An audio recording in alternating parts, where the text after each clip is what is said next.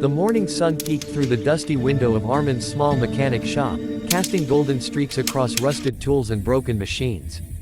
The rhythmic sound of a hammer striking metal filled the air as Armin worked on an old bicycle frame, humming softly to keep his mind from wandering toward his unpaid bills.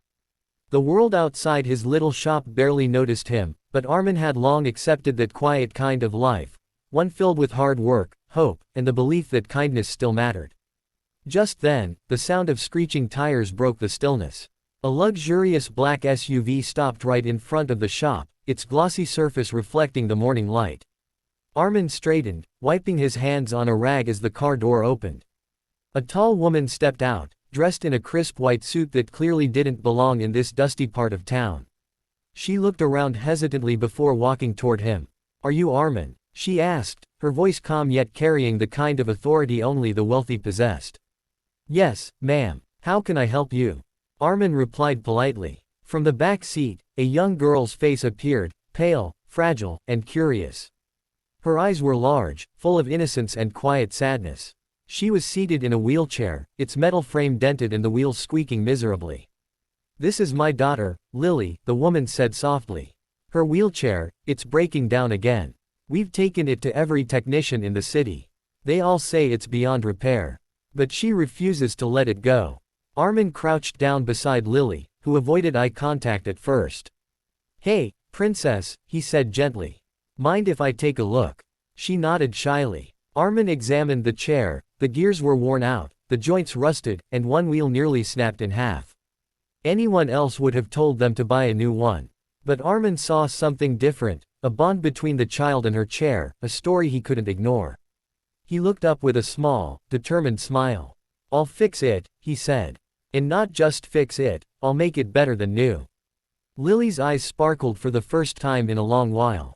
Her mother looked skeptical, but something in Armin's tone made her believe, maybe, just maybe, this poor mechanic could do what others couldn't, bring her daughter's joy back. That evening, Armin stood alone in his dimly lit workshop, the silence broken only by the soft ticking of an old wall clock. Lily's wheelchair stood in the middle of the floor, its worn frame glinting faintly under the single bulb that hung above. It looked fragile, almost lifeless, but to Armin, it was more than a broken chair. It was a child's dream waiting to be rebuilt. He laid out his few tools, some wrenches, a small welder, and his father's old hammer. They weren't much, but they had always been enough for him. He pulled out a piece of chalk and began sketching on the concrete floor. New wheels, lighter frame, smoother motion, maybe even a touch of light, something magical for a child who had known too much pain. Outside, rain started tapping against the tin roof, its steady rhythm matching the beating of Armin's heart. He scavenged through piles of scrap metal, sorting through discarded bicycle parts, car components, and old gears. Every bolt he picked up told a story of someone who had given up on something. But Armin refused to give up. Hours turned into days. He barely slept, working deep into the night while the rest of the town slept peacefully. The hum of his welding torch became a lullaby of hope. The smell of oil and steel filled the air as sparks flew like tiny stars around him. His friend Imran stopped by one night, holding 2 cups of tea. "You're still working on that thing?" he asked, shaking his head.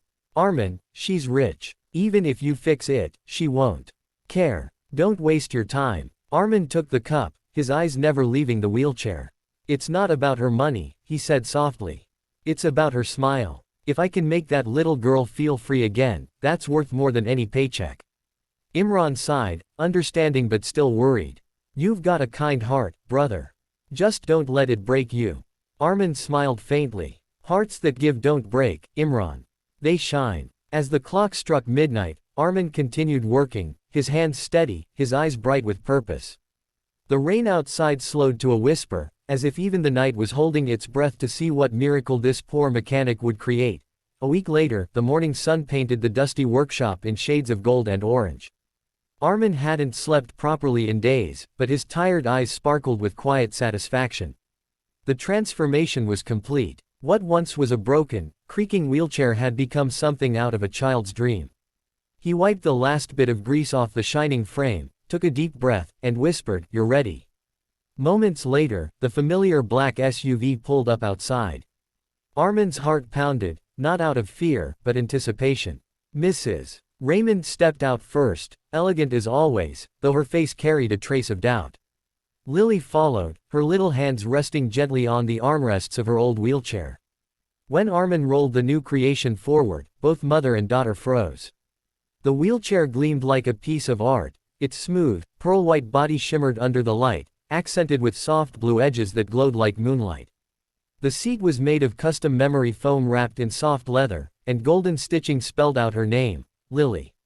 The wheels, rebuilt with a lightweight alloy, spun silently and smoothly. A small button near the armrest controlled gentle LED lights that danced like stars when turned on. Lily gasped, her eyes wide in disbelief. Is that really for me?" she whispered. Armin nodded, smiling warmly. "Every bit of it." He knelt beside her and adjusted the seat, explaining each part with care. "This button adjusts the height, this one reclines the back, and this switch here, well, it's a surprise." He pressed it, and soft instrumental music began to play from tiny hidden speakers. Lily's laughter filled the workshop, bright, pure, and alive. She placed her hands on the wheels and began to move, gliding effortlessly across the floor. "It's like flying," she shouted joyfully, spinning in circles as the blue lights trailed behind her like shooting stars. Mrs. Raymond covered her mouth, tears glistening in her eyes. She looked at Armin, a poor mechanic who had somehow created magic with his bare hands. "You didn't just fix a chair," she whispered. "You gave her wings." Armin smiled humbly, his eyes misty. Sometimes all a dream needs is a little faith, and a few bolts of hope. For the first time in years, Lily's laughter echoed beyond the walls of that small garage, a sound more valuable than all the riches in the world. 3 days had passed since Armin delivered the wheelchair. His small workshop had gone quiet again, filled only with the ticking of tools and the hum of the ceiling fan. But something inside him had changed. He felt a calm satisfaction he hadn't known before. For the first time in years, he didn't measure his success by money, but by the sound of a child's laughter echoing in his memory. That evening, as the sun began to dip below the rooftops, the same sleek black SUV pulled up outside his house. Armin looked up from his workbench, surprised. The vehicle's reflection shimmered in the fading light like a visitor from another world. Mrs. Raymond stepped out gracefully, holding an envelope in her hand. Behind her, Lily rolled out in her shining wheelchair, the one Armin had built, looking brighter and happier than ever. "Mr. Armin," she called, waving with excitement. "Look, it still flies." She spun in a circle, the soft blue lights sparkling against the sunset. Armin chuckled, wiping his hands on his old rag. "It looks like it's taken off already." Mrs. Raymond walked toward him with a warmth that wasn't there before. "You did something no one else could," she said softly. "You restored her joy, and reminded me of what true kindness looks like." She handed him the envelope. "This is a small token of gratitude." Armin hesitated. "Ma'am, I didn't do it for." "I know," she interrupted gently, smiling. "That's exactly why you deserve it." He opened the envelope and found not just money, but a letter, an official offer. Mrs. Raymond continued, "I've started a new foundation, Dream Motion. It's dedicated to creating mobility innovations for children with disabilities. And I want you to lead our design team. You have something no one else in my company has, heart." For a moment, Armin stood speechless, his throat tightening. I'm just a small mechanic," he whispered. Mrs. Raymond smiled kindly. "Not anymore. You're an inventor of hope." Tears welled in his eyes as he looked at Lily, who beamed up at him. "Told you, Mr. Armin," she said. "You made it fly." As the evening breeze swept through the narrow street, Armin felt something shift inside him. He wasn't just fixing broken things anymore, he was building dreams. And this time, his own life had taken flight too.